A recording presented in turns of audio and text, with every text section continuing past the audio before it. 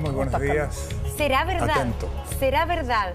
Es una historia que nos trae Carlos Pinto, es en la sección de situaciones, hechos paranormales.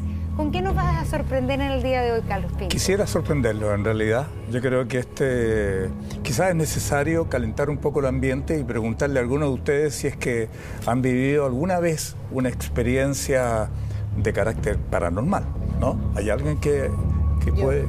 Chuta, no. Yo, ¿Tú? La Pauli. sí, en un par de ocasiones. ¿Y de qué tipo? Porque están como clasificadas Claro, previamente. una, yo lo he contado varias veces, en el camino entre Quebrada Alvarado y Olmué se nos apareció una novia, a mis papás, a mi hermana y otra persona que iba en el auto, lo vimos todos. Una novia andrajosa, en pleno invierno, sí, no, Monse, heavy. Y mucha gente que vive ahí me ha escrito que también la han visto. Como la rubia de Kennedy. Claro, Así como en Carlos. es una novia, sí, y vimos un bulto de lejos ¿Le hizo y pensamos dedo? que era... ¿Les No, hizo se nos dedo? tiró encima la camioneta. No. ¿Qué Sí. ¿En serio, Pauli? Sí, sí. Otro día si quieren se los cuento. Oh. No, de verdad, siempre, bueno, esto era muchos años atrás, cuando había mucho menos luminaria, yo era mucho más chica, y íbamos de Quebrada Alvarado a Olmué.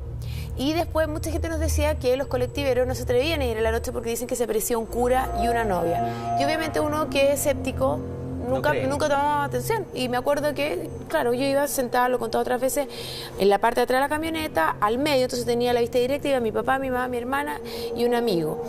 Y vemos de lejos un bulto blanco, como le decía, no había mucho luminaria, y pensamos que era una vaca. Y a medida que nos vamos acercando, mi papá me dice, una mujer a lo mejor necesita ayuda. Y se nos acerca como con todo el pelo hacia adelante, esa película El Aro. Ay, qué susto. Con todo el vestido rajado, andrajoso, y desaparece una quebrada hacia abajo. No te puedo creer. Lo vimos los 5. ¿Qué Ay, caso, qué ah? miedo. ¿Qué caso, ah? Bueno, mira... si querías que te ambientaran la historia, yo ya quedé ambientado. La media ambientación. Difícil marca que superar, diría yo. Sí, Mira, no dormimos como 3 años. Todas estas historias tienen que ver con cada uno de nosotros. Puede haber gente que cree o que no cree, pero lo cierto es que hay siempre experiencias, como la que tú acabas de narrar, Paulina, que nos deja un poco dubitativo. Claro. Y yo creo que lo que va a pasar hoy día, la historia que vamos a mostrar, yo en algunas ocasiones, ya casi en 2 o 3 ocasiones la he escuchado, y estamos dando luces a una historia que acontece con una pequeña de tan solo 9, 10 años más o menos, ¿verdad?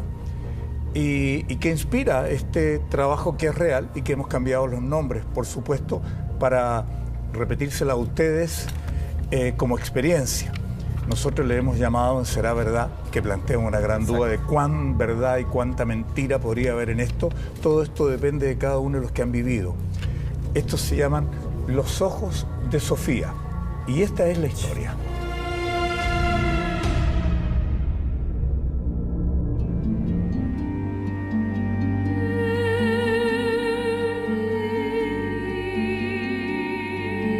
Mariana lleva 2 años felizmente casada. Es educadora de párvulos y ejerce su labor en un jardín infantil, a pocas cuadras de su casa. Un desperfecto eléctrico la ha hecho llamar a un técnico cuyo teléfono consiguió en un aviso callejero puesto en un poste de la calle.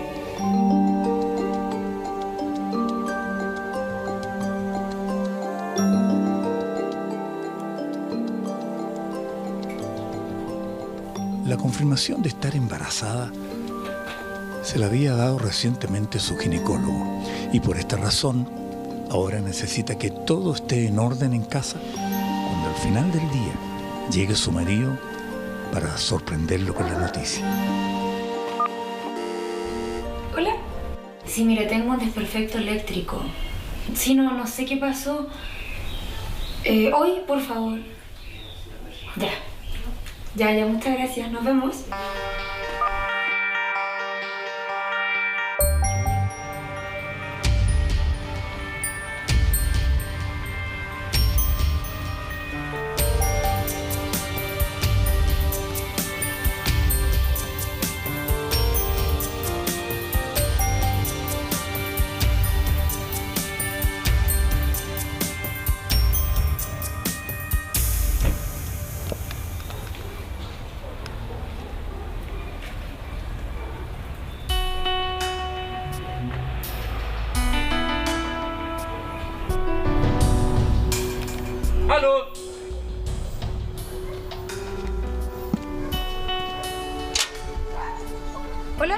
Hola. ¿Tú eres el electricista?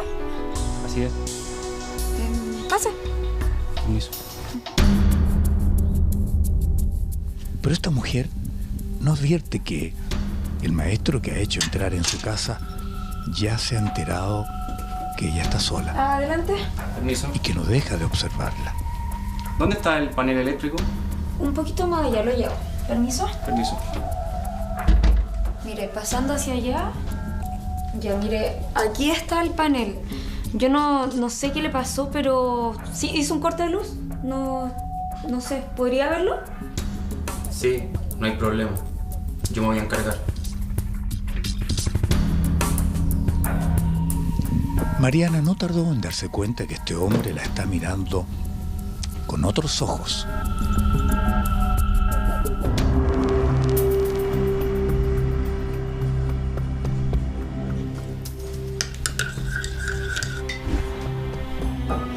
Disculpa. ¿Te puedo pedir un favor? Sí, dígame. ¿Me puedes servir un café? Es que sabes que no he comido en todo el día. Sí, no hay problema. Un momentito.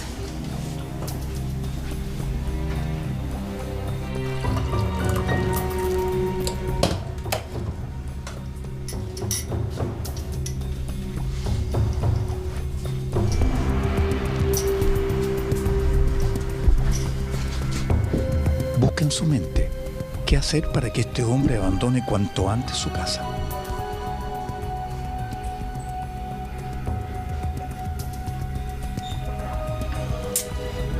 Oye, gracias, te pasaste, ¿eh? No es una casa muy grande para alguien tan sola como tú. Oiga, ¿le falta mucho para terminar? Me quedan 10 minutos.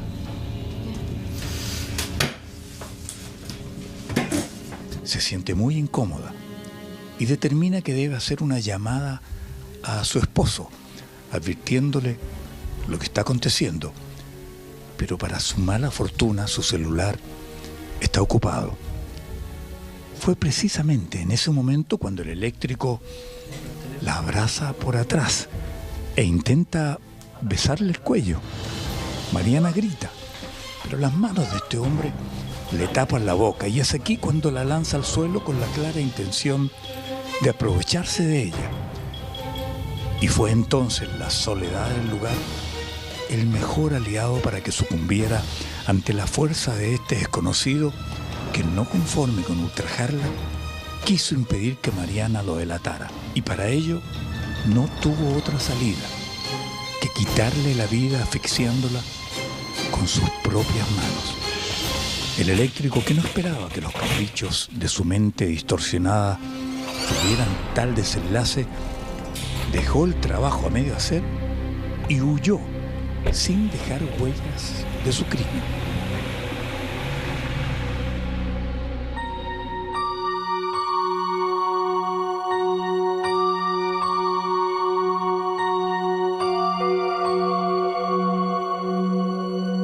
El siguiente registro está inspirado en el relato de los verdaderos protagonistas de esta historia, que si bien prefieren guardar reservas sobre vuestra identidad, necesitaban dejar volar esta experiencia catártica que marcó sus vidas para siempre. Renato y Luisa llevan ya 10 años de matrimonio. Ambos son profesionales y han prodigado de mucha atención a Sofía, su hija única. Parte de su rutina diaria es pasarla a dejar a su colegio antes de ir a sus respectivos trabajos. Esta niña es muy cariñosa con sus padres. Su rendimiento escolar es satisfactorio y hasta notable, pero es conocida por su mirada profunda y soñadora, que hace pensar que siempre está como en la luna. Su profesora jefe muy a menudo se sorprende, ya que a pesar de una aparente desatención a las clases, obtiene excelentes notas por todos sus trabajos. Aún así, ambos padres, conscientes de esta actitud, han planificado llevarla a un especialista, ya que en su ignorancia respecto a la conducta, les consta que Sofía sí tiene muy poca sociabilidad con sus padres.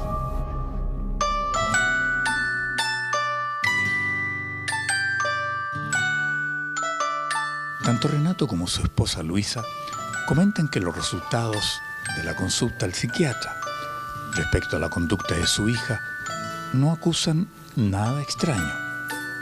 Muy por el contrario, aseguran que es muy inteligente y que por tanto no existen motivos para preocuparse. Desde luego este diagnóstico los dejó más tranquilos. Sin embargo, su padre le comentó que cada vez que regresa con ella del colegio, por alguna razón que no se atreve a preguntárselo, ella siempre se queda mirando con especial atención una casa y que incluso en alguna oportunidad le ha dicho que ella conoce a quienes viven allí.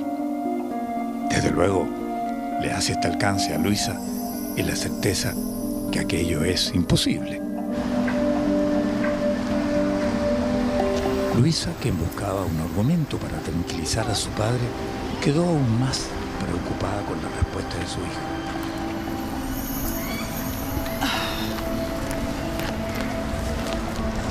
Oye, Sofía, mi amor, ¿sabes que tu papá me contó que siempre cuando vuelven del colegio tú te quedas mirando una casa y le dices que la conoces? ¿Por qué le dice eso?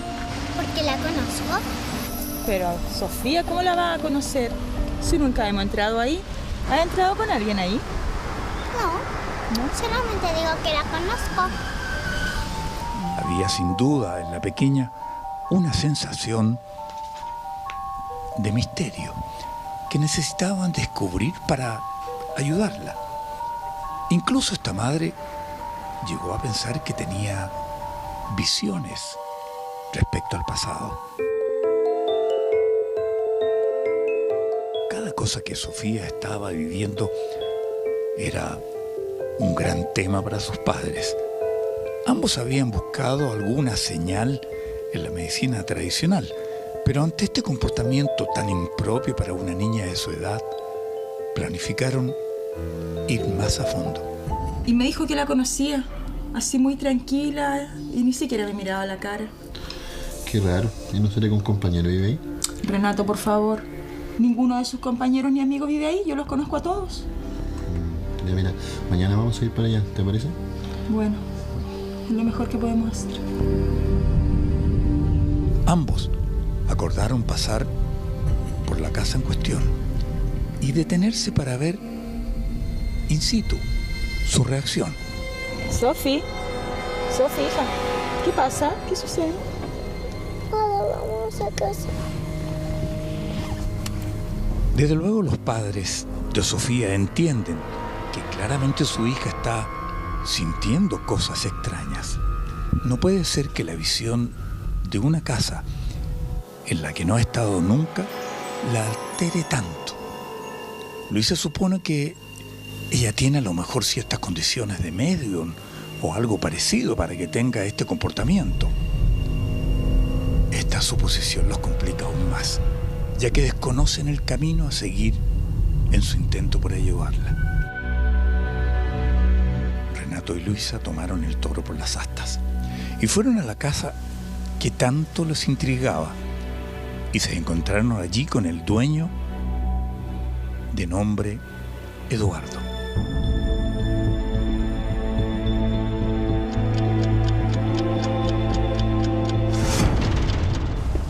Sí. Hola, quisiéramos hacerle unas consultitas.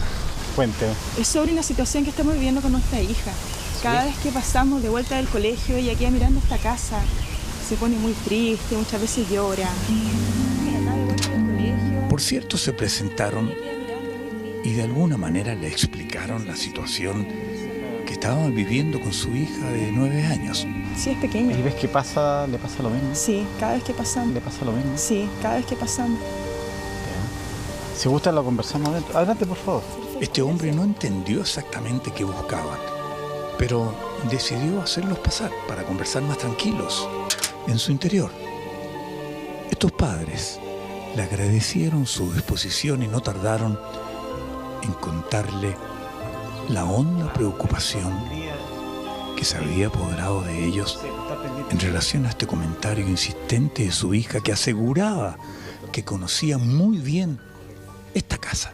La conversación no dejó de sorprender a Eduardo, quien como profesor decía conocer mucho a los niños, de modo que en ánimo de ayudar a estos padres, aceptó a que su hija lo visitara algún día de estos, junto a ellos, por cierto, para dejar en evidencia que mucho de lo que les sucede a ellos solo está en su imaginación. Veo que ustedes son los padres muy preocupados por su pequeña. Y si mi hermano está ayudando, no tengan miedo de pedirme ayuda. Yo siempre voy a estar ahí. Pero ojo, que los niños a esta edad tienden a imaginar cosas.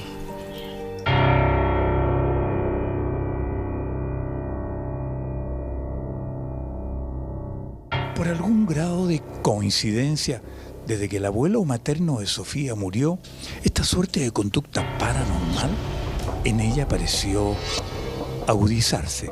Y es por esta razón que entre las rutinas de la familia está el hecho de acudir sagradamente al cementerio a lo menos una vez al mes para visitar al abuelo. Pero en esta ocasión, la pequeña, sin que sus padres se percataran, muy distraída, se escabulló entre las tumbas.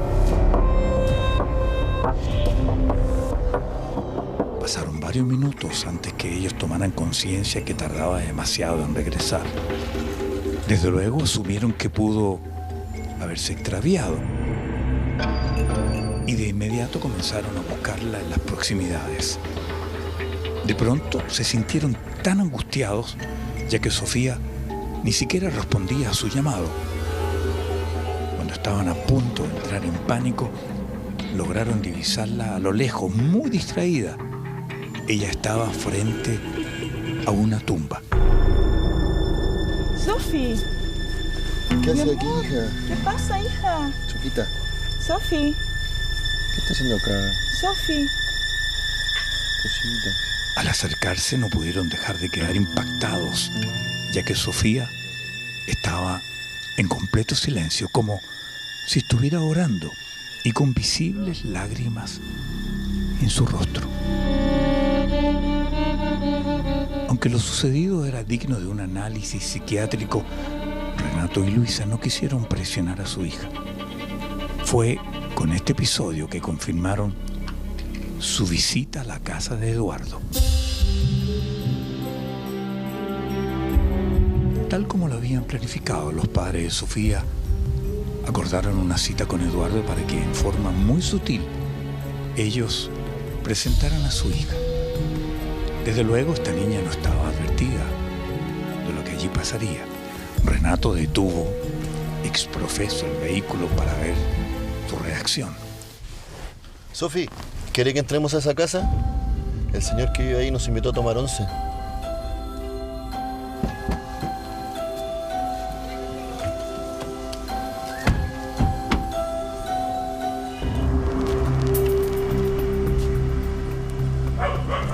Sofía la registraba con particular agudeza y ante la posibilidad de visitarla, lejos de negarse, asintió con rostro complaciente en su deseo por ir al interior de aquella casa.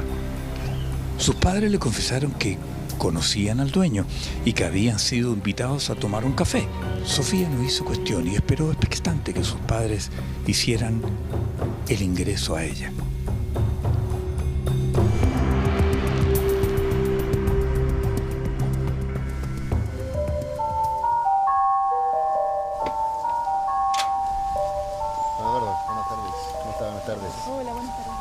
Eduardo, el dueño de casa, sabiendo que no era prudente hablar más de la cuenta, ignoró sutilmente a Sofía para no darle muchos antecedentes, en el sentido que todo era una puesta en escena para enfrentarla a esta suerte de reminiscencia, por decir algo.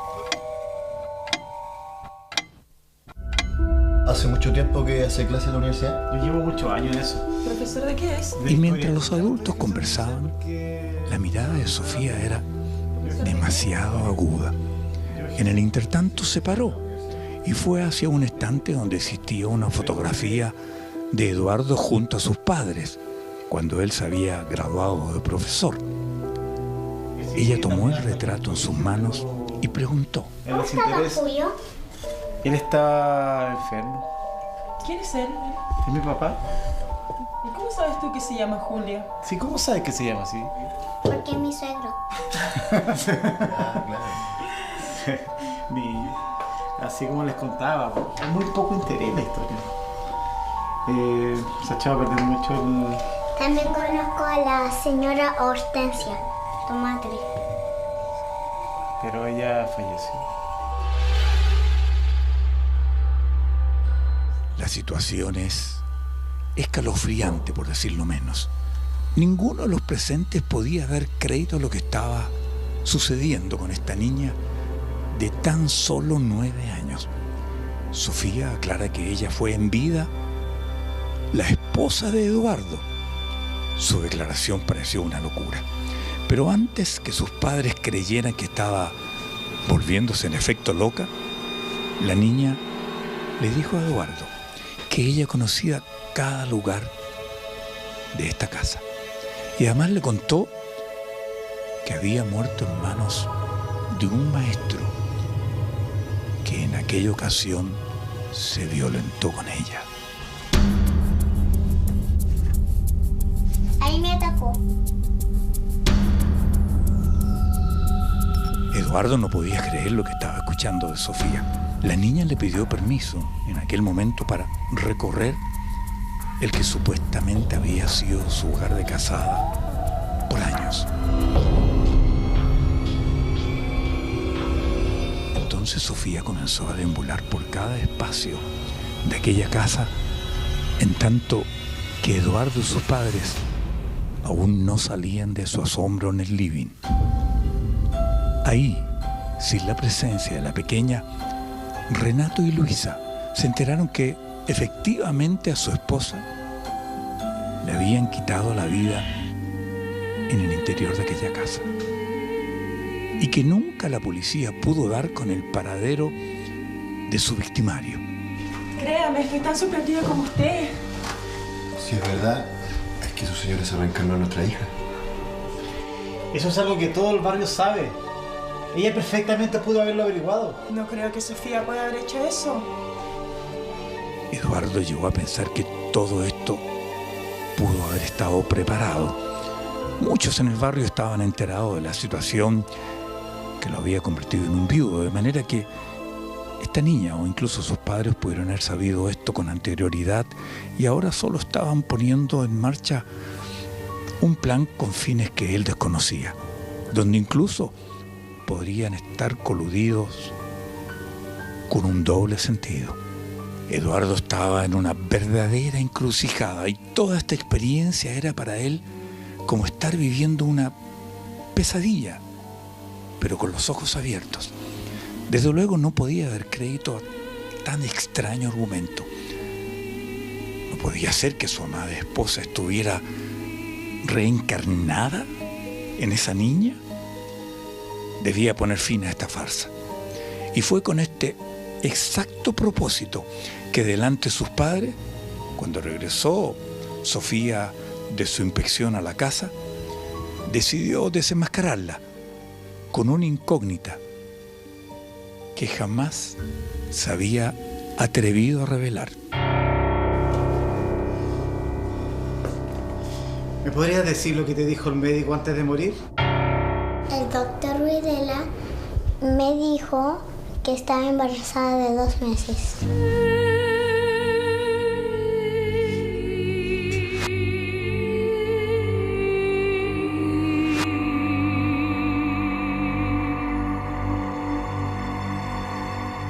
Eduardo quedó atónito con la respuesta. Era efectivo que su ginecólogo la había llamado ese día para darle la buena nueva, que estaba embarazada. Sofía agregó que como hubo un problema eléctrico antes de ir a su trabajo en el jardín infantil, ella llamó a un maestro para que todo estuviera en regla aquel día, cuando le contara que ambos serían padres. Le aseguró allí mismo a Eduardo que había conseguido aquel dato del maestro en un aviso que estaba colgado en un poste en la esquina de la calle. La verdad se manifestó ante Eduardo socavando sus recuerdos y ahora, superado por un hecho increíble, tenía conciencia que estaba nada menos frente a la nueva versión de la que fue en vida su verdadera esposa.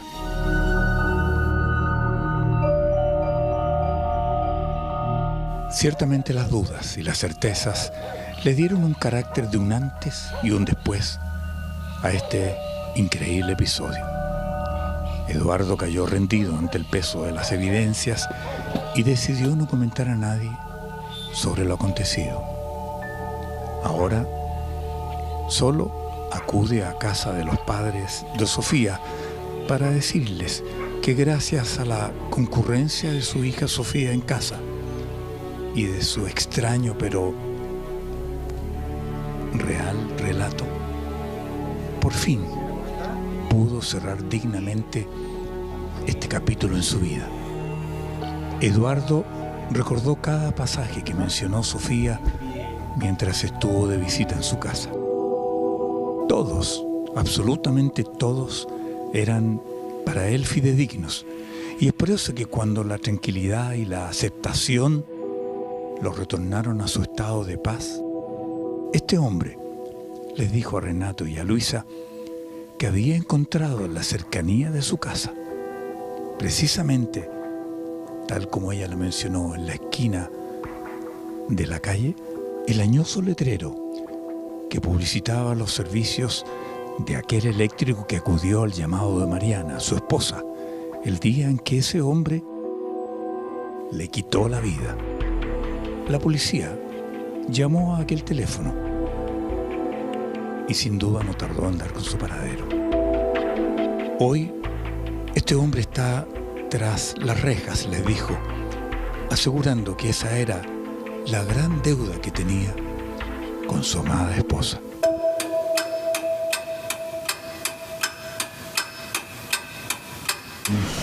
Pucha, yo estoy contento y la policía lo encontró. Y realmente estoy agradecido con ustedes como familia. Y Mamá, ya terminé la tarea. Mi amor, ¿y usted no va a saludar? ¿Y él quién es?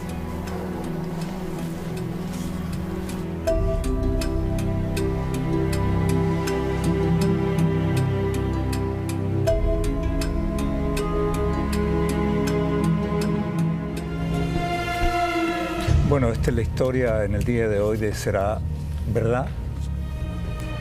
¿Será verdad? Nos plantea una incógnita muy interesante porque habla de una reencarnación que podría ser pasajera y que nos permite adentrarnos, ¿por qué no?, en los misterios de la mente.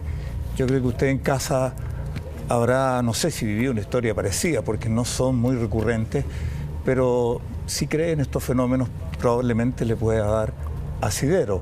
Aquí en el panel estamos dispuestos a investigar y por sobre todo, diría yo, a reflexionar porque es lo que en lo personal me motiva. Quiero agradecer, por cierto, a los técnicos, a los camarógrafos, a los sonidistas y al elenco que ha formado parte de esta historia como ustedes la han visto desarrollada. Y entonces, no sé, yo quedé bien preocupado con esto porque yo hago la distancia en lo que las personas realmente creen y más allá de lo que yo pueda pensar de ellas, aquí hay un registro de fenómenos que se van reiterando. Carlos, pero de acuerdo a la información que tú tuviste de este caso de Sofía, ¿la reencarnación momentánea fue solamente con la mujer de este señor? O porque también ahí veíamos las imágenes que en el cementerio ella comienza precisamente a sentir algo y se comienza a angustiar. ¿Ella se reencarnaba constantemente en distintas personas? Eso no puedo dar fe. Lo que sí sucede, yo creo que cuando generalmente los fenómenos paranormales nos causan algún espanto, ¿no? Sí. Nos da miedo. Aquí incluso tú decías, Maca, yo me asusto con esto. No obstante, si uno se da cuenta, muchas veces he visto yo experiencias que me han contado donde los protagonistas, ya sean fantasmas o personas reales, se han acercado a esta pseudo realidad como para poner en orden la vida. Claro. Hacer justicia en este caso. En este caso. Fue lo que pasó acá, porque lo que veíamos que, claro, esta niñita constantemente miraba esta casa, lloraba, por eso hace que los papás paren y pregunten, en el fondo, qué conexión podría haber, y una vez que ella entrega el mensaje y la persona que la mata es capturada por la policía, ella inmediatamente pasa a ser otra niñita, como que el espíritu de esta mujer abandona este cuerpo. Claro, y se incumplía, podríamos decirlo así. Justicia vino a hacer justicia y se fue. Claro. Así es. Ahora, ¿existe el tema de las reencarnaciones temporales? Porque eso es lo que pareciera acá, ¿no? Sí, yo voy más profundamente. Pregunto, ¿existen las reencarnaciones? Claro, antes de... Pareciera que sí. Yo he hablado con muchos expertos que se dedican, yo no lo soy, lo digo responsablemente, tengo respeto por estas historias y tratamos de hacerla lo más fidedignamente posible, ¿no? Estas historias están basadas en anécdotas reales para que la gente, porque así como nos ha contado Paulina antes de dar este caso, yo no dudo lo que ella dice, que habrá pasado allí. Ella no estaba sola, estaba con otras personas. Bueno, esto pasa un poco lo mismo, ¿no? Pero nos da esta posibilidad, reitero, de adentrar en un mundo que es muy misterioso y que si pudiéramos tener elementos para poder captarlo, probablemente pondríamos en orden muchísimas cosas. Las reencarnaciones en sí, no soy un experto, pero he escuchado muchísimo de que hay alguien que en la familia se parece al abuelo o a la abuela o al vecino, o se encontró en alguna instancia con alguien que era idéntico a la persona que murió hace algunos años. Cuánto de verdad y cuánto de fantasía hay en ello. Exacto. Es lo que realmente a mí me cautiva. A ti que te llegan muchas historias con respecto a esto, la reencarnación o este tipo de casos, generalmente los niños están mucho más propensos a que algún espíritu o alguien ingrese a su cuerpo para quizás comunicar o para informar algo a las personas. Yo creo que sí. Sexto sentido que se habla. De acuerdo a la casuística, yo creo que sí. Yo creo que los niños tienen algo muy sensorial que pueden captar. Es por la cantidad de veces que experiencian, no solo este tipo de otras, tienen de protagonistas a los niños. Yo creo que ahí hay algo, yo creo que la inocencia, ¿no? Es como el final de esta película, que ella no lo reconoce. Claro, ¿para qué más? ¿No? Es que más allá de la reencarnación, yo he escuchado harto y lo creo un poco, el tema como se llama como de la canalización. Que en el fondo de alguna manera hay ciertos mensajes, ciertas personas o ciertos antepasados que uno también tiene como una herencia de memoria inconsciente y uno canaliza con una persona muerta, como decía yo, con un pariente. El ser humano es capaz de canalizar eso. Y eso es súper interesante como fenómeno que, no sé si ustedes han escuchado, a uno le hacen canalizaciones. Yo me he hecho varias canalizaciones. Donde entran también tus abuelos, tu historia. Todos los ancestros son parte de uno en el fondo. Sí. Entonces, finalmente uno también se manifiesta como en esta vida, pero también trae todas esas vidas de esos antepasados que de alguna manera, claro, quizás es distinto a la reencarnación, pero tiene mucho que ver también, porque son rasgos que son muy similares a nuestros antepasados. ¿Cuánto de uno, me planteo al revés de ustedes, hace para cooperar en esto? Yo, siendo precisamente un caso, me permitió el caso poder entrevistar a transcanalistas, que es el nombre de aquellas personas que te sitúan en un espacio y de alguna manera hacen retroceder tu vida, ¿no? En ese momento era más escéptico. A través del programa que yo he hecho, he sido bastante respetuoso y la verdad es que me pongo en su perspectiva y este hombre me dice que por qué yo no accedo a ese fenómeno, a esa experiencia. Y lo hice un día. Hacerte tú una canalización. Hacerme yo una transcanalización. Cuenta. ¿Cómo fue? Fui invitado, esto estaba en el Cajón del Maipo, en una casa muy particular. Él es casado, estoy hablando hace un poco más de 10 años, con una esposa muy buena moza. Él era canadiense, ¿no? Y que había tenido esta visión estando, ponte tú, en Ottawa, qué sé yo, y que de pronto él empezó a ver cosas en la gente. Pues bien, esa historia la lleva a trabajar en Chile y ciertas personas con un horario de un mes o incluso 2 meses pueden acceder a pedir que él los revise. Y a mí, bueno, me hizo el pase, él quiso que yo estuviera como para dar fe de su trabajo. Y lo que yo les puedo contar es que llegué ese día muy tranquilo, tratando... es que el escepticismo va por dentro, quizás, sí. o también todo lo contrario, cuando uno tiene apoyo a esta cosa también, no hay una suerte de conciencia. Y me hizo pasar, esto es una casa de campo muy bonita que da al río Maipo, y en algún momento que nos tomamos un café me dice, es hora, vamos, pasamos a la pieza, y hay una cama muy humilde, como de cura franciscano, ¿no? Y la esposa, que recién me había atendido, se sienta al lado de él. Ahí, en vez de velador, se sienta ella en una silla de paja allí. Y él, muy simpático, yo esto nunca me lo olvido, porque él dice, bueno, Carlos, me dice, las cosas son así, Chile me encanta. Simpático, yo lo conozco. He estado acá y se acuesta y hace una cosa así muy cordial, cotidiana, para que uno no se distancie. Exacto. Y se acuesta y me dice, y nos vamos a despedir un rato. Chao, Carlos, me dice. Y yo quedo sentado a los pies de la cama, también en una silla de paja allí, y se concentra y empieza a hablar un idioma que yo desconozco. Era una mezcla de inglés, qué sé yo, de francés. Había algo ahí, y empieza a hablar, y ella, la esposa, me empieza a traducir lo que él estaba diciendo. Lo que él comienza a decir. Y cada traducción tenía que ver con mi anterior vida, para cuyo efecto en el instante hace una grabación de todo lo que pasa y graba lo que él dice y lo que ella me traduce y lo que yo voy sintiendo.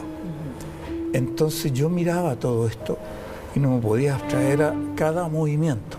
O sea, mi pensamiento de cineasta, ponte tú, estaba metido entre medio. Y me lleva al pasado, y entre las cosas que yo recuerdo era que habría sido Buffon. ¿Ah? ¿En serio? Claro. Y yo miraba todo esto, genial. Claro, pero en un momento, claro, me dio algo de escalofrío porque hurgaba, voy a decir, a 50, 100, un siglo, más allá de un siglo, y te hace retroceder para que estas supuestas vidas, ¿verdad?, te hagan conexión. Cuando termina todo este proceso, que haber durado unos 40 minutos que hemos estado allí en la soledad de ese momento, ella me dice que tengo derecho a hacerle una pregunta. ¿Ah? No recuerdo qué pregunta le hice, porque no sé, pues, le hubiese hecho 10 más. Y termina todo este proceso. Y en un momento determinado él despierta y me saluda de nuevo, como la niña de la película que no me conoce, como que no tuvo que ver conmigo, que no me dice, mira, lo que eras tú, nada. Como que no se acordara. Como que no se acordaba, que cómo estás, que cómo te sientes, bien. Se percude un poco y luego me acompaña otra vez al living de la casa y conversamos largamente. Y a la verdad me dice, toma, esto es tuyo, me da el cassette. La grabación, el cassette. Era un cassette. ¿Y lo tienes? Hace 10 años, claro. Pero Carlos, ¿qué es lo que más te hizo sentido de todo lo que te dijo? Porque las experiencias, supuestamente a uno le van ocurriendo cosas o uno, los temores que tiene hoy día es producto de situaciones pasadas. Hay veces que uno se reencuentra con algunos familiares pasados. ¿Qué es lo que a ti te hizo más sentido de eso? Mira, yo debo decirlo, porque podría yo ser escéptico.